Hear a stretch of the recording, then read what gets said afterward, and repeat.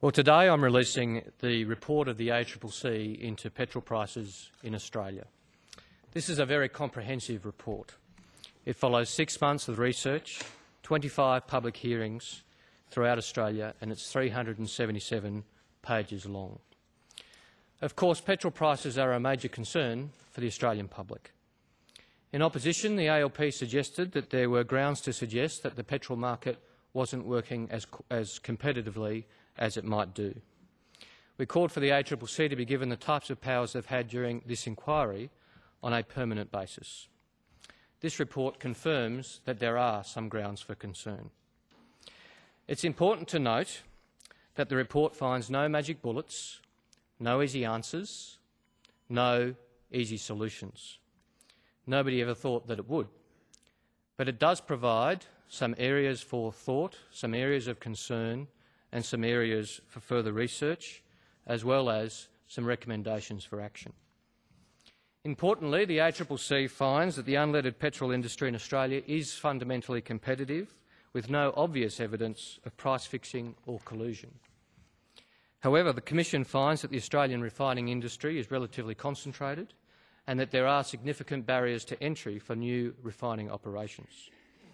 The Commission describes refining in this country as, quote, a comfortable oligopoly. The Commission says that competition in the wholesale petrol market is not effective. And the ACCC also expresses some concern about the impact on operation of import parity pricing. The Commission also expresses concern about the impact of what are known as buy-sell arrangements and the effect that these have on competition. The Commission notes that they have received no satisfactory explanation for the divergence between world oil prices and petrol prices earlier this year. The Commission also finds considerable concern about the information asymmetry between retailers and consumers. The lack of information consumers have about price changes in real terms, whereas retailers have perfect real-time information. In the words of the Commission, this information sharing arrangement gives them enormous advantage over consumers. The report finds that petrol prices might be reduced by a few cents a litre if some of these issues are addressed. Now, when petrol is so expensive because world oil prices are high, every cent makes a difference to working families. The report makes a number of key recommendations. It recommends a more detailed assessment of the agreements between oil companies to buy and sell petrol to and from each other, to ensure that these arrangements do not reduce competition. It recommends an audit of terminals suitable for importing refined petrol in order to facilitate increased competition in the market. It suggests that the government and the ACCC give further consideration to ways to correct that information imbalance between retailers on the one hand and consumers on the other. It makes a number of suggestions for further thought.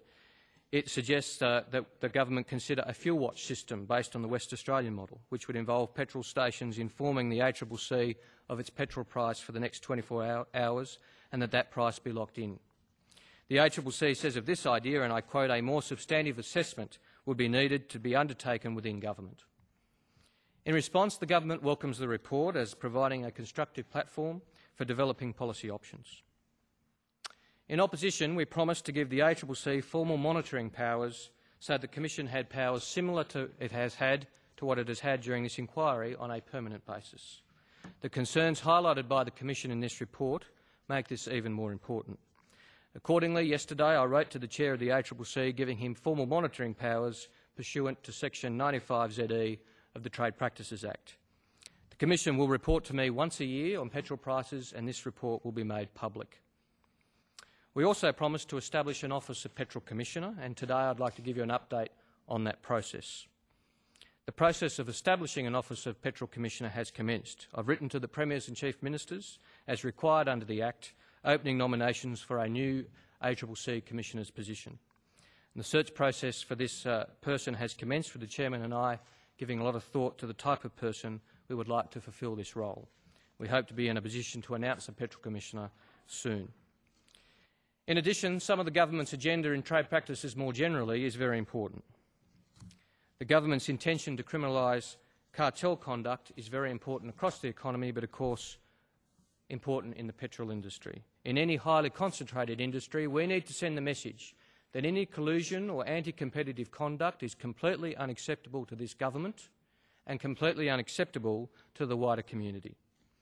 And the government will release draft legislation on the criminalisation of cartel conduct early in the new year, with a view to meeting our aim of having jail terms in place for cartel operations within 12 months of our election.